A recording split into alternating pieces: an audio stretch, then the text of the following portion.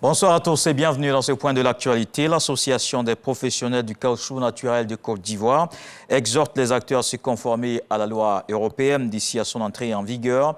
Une réglementation à respecter à partir du 1er janvier 2025 et elle vise à réduire le risque de déforestation et de dégradation des forêts. Ismaël Evradeo, Issa Tionayo.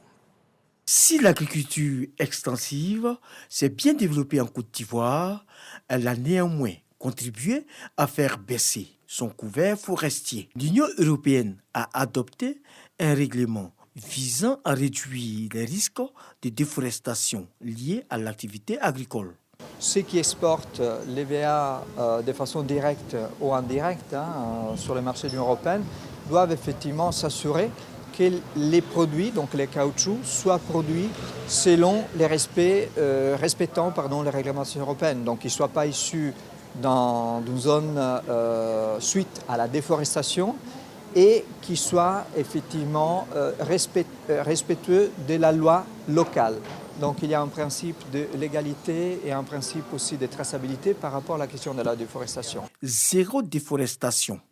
Pour relever les défis de la filière EVA et faire face aux exigences de l'Union européenne, le gouvernement ivoirien a mis en place plusieurs mesures et entrepris de nombreuses actions.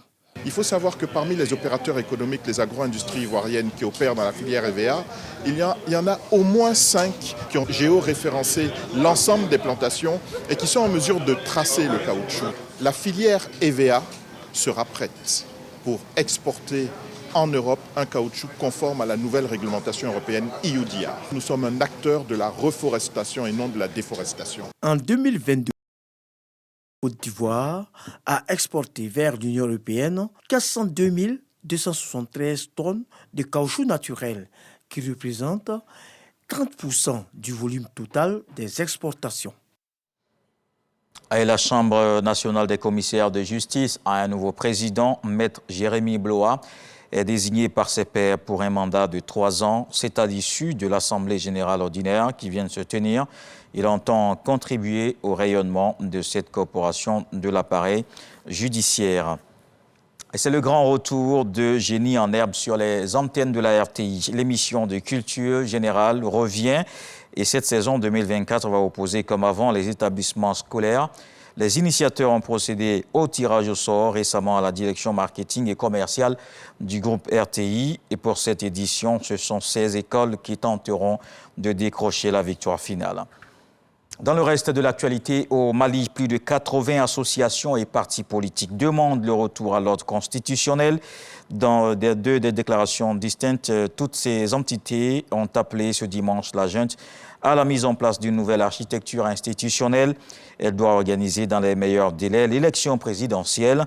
Ces associations et partis affirment qu'officiellement la durée de la transition a pris fin le 26 mars. Le réseau des défenseurs des droits humains au Mali regroupe une 50aine d'organisations locales. Le pays traverse des difficultés énormes et la transition n'a pas vocation à régler tous les problèmes du pays, estime son président Souleymane Camara.